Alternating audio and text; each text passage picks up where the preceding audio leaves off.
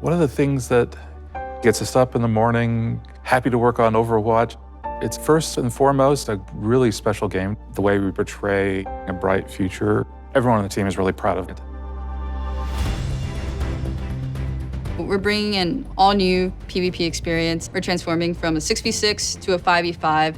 Changed a lot of how we design heroes and actually how we balance them as well. We had to go back and look at all the heroes and all the tanks especially and make sure that everyone fits and works really well in this new paradigm. This newfound importance on each individual player to feel like they can really make an impact on the game. We're trying to obviously maintain the original character's identity and overall silhouette, colors, statements, but also kind of bring something a little bit new. We can make balance adjustments really quick, as fast as our design team sees that there's an issue. Jeff Goodman and the rest of the hero design team have been loving all the feedback coming in. They have tons of awesome ideas about how to change or adjust balance. So heroes like Orisa got a major rework. We're looking at how many barriers are in place. You think about Overwatch, you think of these really protective shields. But we're looking at it from the perspective of, what if she didn't have that? What would that even look like? We're just always looking for great opportunities to change for the better. I'm really excited about how we've refreshed all the maps. I think we've done a lot of great changes, especially for PvP. A lot of our old stuff just looks gorgeous now. We've done a lot with the art and with lighting and shadows and just made stuff pop a little bit more. We also added some options with like daytime, nighttime. I think all of the Overwatch 2 maps are custom recorded in the actual place. We've hired a field recordist to actually go capture ambience of the real world location. We realize it's a subtle detail, but those are the things that really make these maps come to life. We have done a pass playing all the old maps in 5v5 and adjusting things for that kind of setup, whether it's moving cover around just a little bit or tweaking a door. In the beta, we're listening to feedback, so we're going to improve each map based on what the players have been saying. We've been working on these for a little while now, and we're really excited about it. We were really happy with the positive feedback once people were able to play it, and I think it was an important milestone for us to get it in players' hands.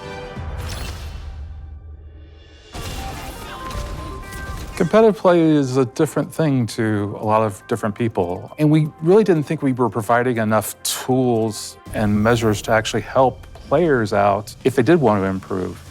We're reworking our scoreboard to provide more information to players as they're playing through the match.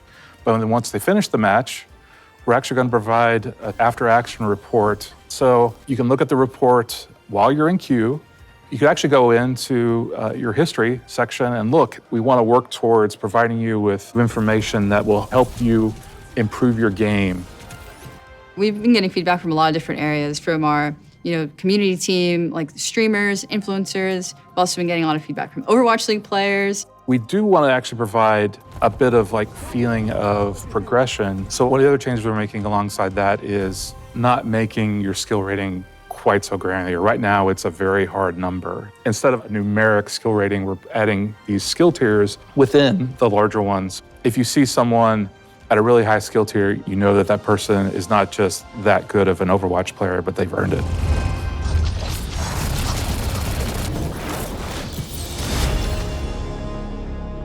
One of the cool things about Overwatch 2 is it has this new push game mode and maps along with it. Push is a PvP game mode on several different new maps. We've been playing it in the beta, and we've actually been using it in Overwatch League as well. And once we started playtesting it, it was kind of an instant hit. There's a level, it has one path that goes all the way through it from one base to the other, and in the middle is TS1. And he's this lovable robot with a pair of barricades next to him. And the players are essentially fighting for control. And if they take control by taking out the other enemy team, TS1 will move a barricade towards the enemy base.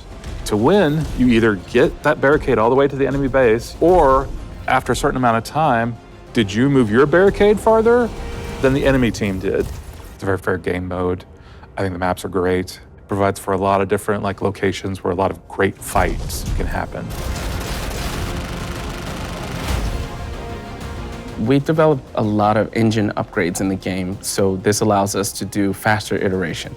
This was a huge effort by our engine team to allow the art team to build faster, more detailed environments in a shorter amount of time. You will get to experience the game world.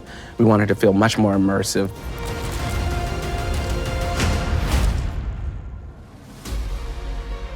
Overwatch 2 is a dream for audio features. It's everything we've ever really wanted to do. We really go into every little bit of detail trying to find a way that every sound will cut through.